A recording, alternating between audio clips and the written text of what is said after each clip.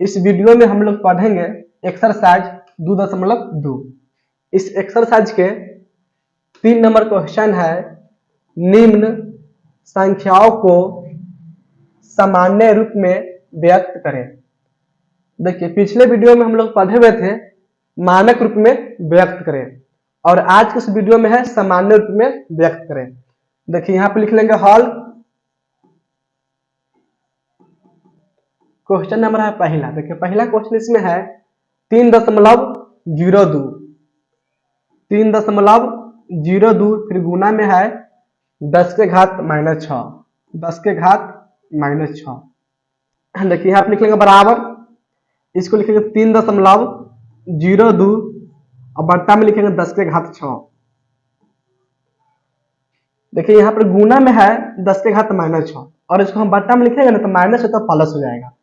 यहाँ पर समझिए, जैसे मान लीजिए एक बट्टा में लिखा हुआ 10 के घात n, तो इसको हम गुना में लिखेंगे ना तो जगह एक गुना में 10 के घात -n ऐसे लिखेंगे, यानी कि 10 के घात n बट्टा में है और इसको हम लिखेंगे गुना में ना तो घात का चिन्ह चेंज होगा। घात यहाँ प्लस में था तो गुना में क्या हो गया, माइनस में। अगर गुना में माइनस में है और उसको हम बट्टा में लिखेंगे तो प्लस में होगा।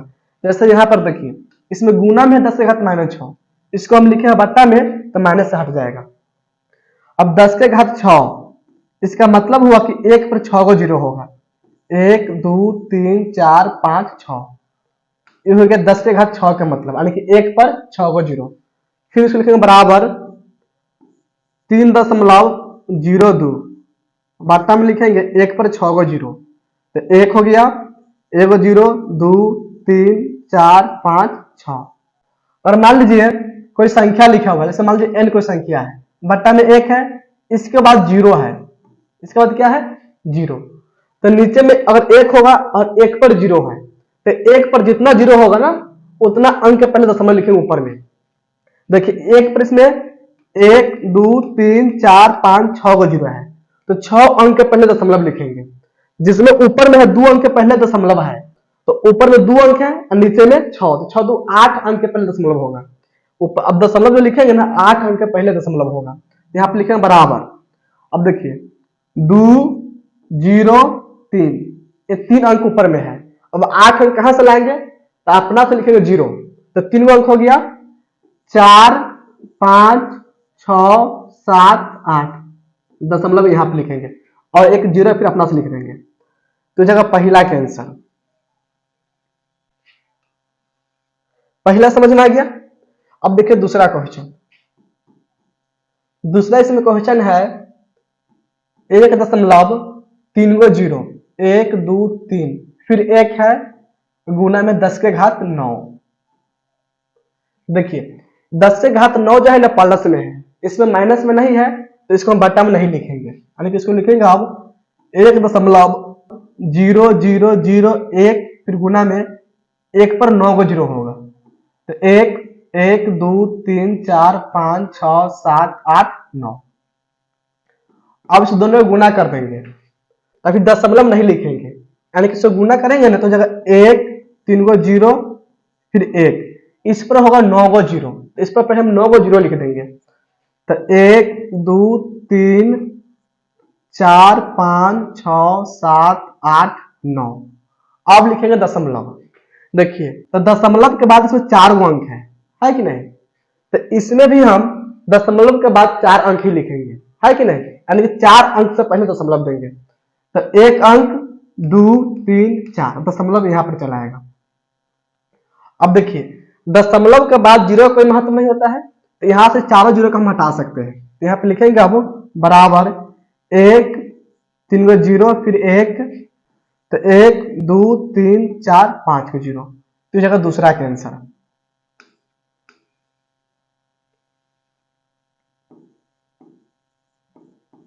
देखिए, तो दूसरा का आंसर समझ में आ गया। पहला क्वेश्चन और दूसरा दोनों समझ में आ गया। इस दोनों को हम सामान्य रूप में लिख दिए। क्वेश्चन जो यहाँ पर दिया हुआ है ना पहला दूसरा, ये जो क्वेश्चन है ना आपको मानक रूप में दिया हुआ है, तो दोनों समझ में आ गया। इस दोनों को नोट कीजिए, फिर इसके आगे जो है उसको बतलाते हैं। पहले इसको नोट कीजिए। तो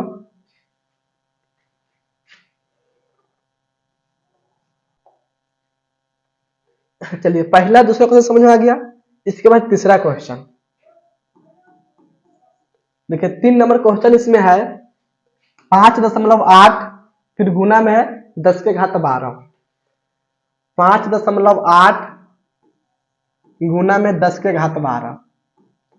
अब देखिए 10 के घात इसमें प्लस में है कि नहीं, तो इसको लिखेंगे बराबर 5.8 फिर गुना 10⁻12। इसका मतलब हुआ कि 1 पर 12 को जीरो होगा, तो यहाँ पर 1 लिखेंगे, इस पर 12 को जीरो लिखेंगे, तो 1 2 3 4 5 6 7 8 9 10 11 12।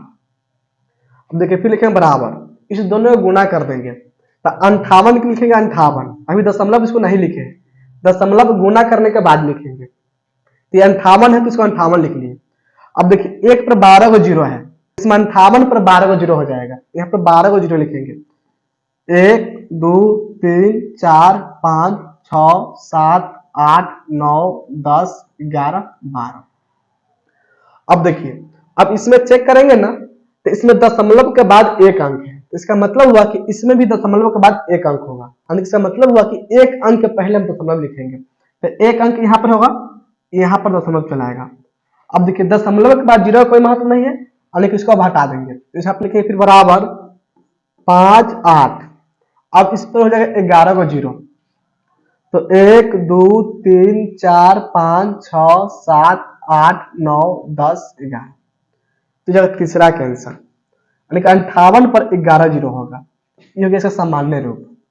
तो तीसरा भी समझ में आ गया। अब देखिए तीसरा के बाद है चौथा क्वेश्चन। 4 नंबर इसमें क्वेश्चन है 1.275। 1.275 फिर गुना में 10⁻⁻5। अब इसको समझिए, इसमें है 10⁻⁻5, तो -5 है तो इसको प्लस करेंगे, यानी कि 10 को हम बट्टा में लिखेंगे, तो यहाँ पे लिखेंगे बराबर 1.275 गुना में 10⁻5, फिर बराबर लिखेंगे 10⁻5। इसका मतलब हुआ कि 1 पर 5 को जीरो होगा, तो 1.275 फिर बट्टा में लिखेंगे 1 और इस पर 5 को जीरो, तो 1 2 3 4 5 को जीरो, फिर लिखेंगे बराबर। अब देखिए यहाँ पर चेक करेंगे तो दशमलव के बाद 3 अंक है ऊपर में और नीचे में है 5 को जीरो, तो 5 3 8, यानी कि 8 अंक के पहले दशमलव लिखेंगे। 3 अंक ऊपर में हो गया और 5 को जीरो नीचे में, तो 5 3 8 अंक, तो 8 अंक लिखेंगे इसको, तो इसको लिख लेंगे 5 7 2 1। इसमें 4 अंक हो गया, इसके बाद कोई अंक नहीं है तो अपना से लिखेंगे 0, तो 4 अंक हो गया 5 6 7 8 और दशमलव यहाँ पे लिखेंगे। दशमलव से पहले भी 1 0 लिख देंगे, तो हो जाएगा चौथा कैंसर, यानी कि चौथा कैंसर इसमें होगा 0.4 को 0 फिर होगा 1275, ठीक है चौथा कैंसर। तो 4 तो समझ में आ गया, फिर इस दोनों को नोट कीजिए, फिर इसके आगे जो है उसको बतलाते हैं। इसको नोट कीजिए तो पहले, चलिए इसके बाद है 5 नंबर क्वेश्चन। 5 नंबर क्वेश्चन इसमें है 5 गुना में 10⁻⁻6। 5 गुना में है 10⁻⁻6, फिर लिखेंगे बराबर। इसको देखिए यहाँ पर गुना में है 10⁻⁻6, तो माइनस में है तो इसको बट्टा में लिखेंगे, यानी कि प्लस में करेंगे, तो बट्टा में हो जाएगा 5 बट्टा में 10⁻6। 10⁻6 इसका मतलब होगा कि 1 पर 6 को जीरो, तो 5 बट्टा में लिखेंगे 1 और इस पर 6 को जीरो, तो 1 2 3 4 5 6, फिर लिखेंगे बराबर। अब देखिए ऊपर में दशमलव नहीं है, नीचे में सिर्फ 0 है 5 को, तो इसका मतलब हुआ कि 5 अंक के पहले दशमलव होगा, तो 1 अंक ऊपर में है 5, तो 5 लिख लेंगे, ये हो गया 1 अंक, 2 अंक 3 4 5, 5 अंक हो गया, दशमलव यहाँ पे लिखे। देखिए तो पंचमा समझ में आ गया। पंचमा के इसमें आंसर होगा 0.4 को 0 और 5, तो पंचमा समझ में आ गया। इसके बाद छठा क्वेश्चन, 5 के बाद 6 नंबर। 6 नंबर क्वेश्चन इसमें है 5 समझ में आ गया, 6 नंबर यहाँ पर है। 6 नंबर क्वेश्चन है 3.52 फिर गुना में 10⁻5। 3.52 गुना में 10⁻5। देखिए यहाँ पर 10⁻5 जो है ना प्लस में है, तो यहाँ पे लिखेंगे 3.52 फिर गुना में 1 पर 5 को 0, तो 1 2 3 4 5। अब इस दोनों गुना कर देंगे तो इसको लिखेंगे 352। इस पर हो जाएगा 5 को 0, 1 2 3 4 5। अब दशमलव देखेंगे तो दशमलव के बाद है 2 अंक, तो इसमें भी दशमलव के बाद 2 अंक होना चाहिए, यानी इसका मतलब हुआ कि 2 अंक से पहले दशमलव लिखेंगे। तो 2 अंक यहाँ पर होगा, तो इसके बीच में दशमलव यहाँ पर चला आएगा। अब देखिए दशमलव के बाद 0 का कोई महत्व नहीं होता है, यहाँ से दोनों 0 का हम हटा देंगे, तो लिखेंगे बराबर 3 5 2 और 3 को 0, 1 2 3, तो हो जाएगा छठा का आंसर। देखिए तो 5 और 6 दोनों समझ में आ गया। अब इसमें 7 नंबर क्वेश्चन, इसको नोट कीजिए, फिर इसके बाद 7वां क्वेश्चन को बतलाते हैं। इसको नोट कीजिए। तो पहले 5 नंबर क्वेश्चन जो है बुक में है 1 2 5 गुना में है 10 के घात -6। इस तरह है 5 नंबर क्वेश्चन, है कि नहीं? तो इसको भी बतला देते, ठीक ना। 125 गुना में 10 के घात -6, ये है 5 नंबर क्वेश्चन। यहाँ पे मिस प्रिंट से 5 लिखा हुआ है, ठीक ना। देखिए इसको लिखेंगे, इसमें माइनस में 6 है, तो 125 बट्टा में लिखेंगे 10 के घात 6, फिर लिखेंगे बराबर 125 बट्टा में लिखेंगे 10 के घात 6। इसका मतलब हुआ कि 1 पर 6 को 0 होगा, तो 1 1 0 2 3 4 5 6 को 0 ऐसे लिख लेंगे। फिर लिखेंगे बराबर, ऊपर में कोई दशमलव नहीं है, नीचे में सिर्फ 6 को 0 है, तो इसका मतलब हुआ कि 6 अंक के पहले दशमलव लिखेंगे। तो 5 2 1 3 अंक हो गया, 4 अंक 5 अंक 6 अंक, दशमलव यहाँ पे लिखेंगे, फिर से 0 लिख देंगे, तो जाएगा 5वां का आंसर। तो 5वां समझ में आ गया। यहाँ पर मिस प्रिंट हो गया था, जो है ना मिस प्रिंट है, ठीक ना। ऐसे इसको भी नोट कर लीजिए, कोई दिक्कत नहीं है। अब देखिए 5वां हो गया, छठा बतला दिए थे, 6 नंबर बतला दिए थे। अब अंतिम में 7 नंबर क्वेश्चन। देखिए 7 नंबर इसमें क्वेश्चन है 3 गुना में 10 के घात -5। इसको लिखेंगे बराबर 3 बट्टा में 10 के घात 5, फिर लिखेंगे बराबर 3 बट्टा में 1 पर 5 को 0, तो 1 2 3 4 5। देखिए इसका मतलब हुआ कि 5 अंक के पहले दशमलव लिखेंगे, बराबर लिखेंगे, लेकिन 1 अंक 2 3 4 5, 5 अंक हो गया। अब यहाँ पे लिखेंगे दशमलव, फिर लिख लेंगे 0, तो यह 7वां का आंसर।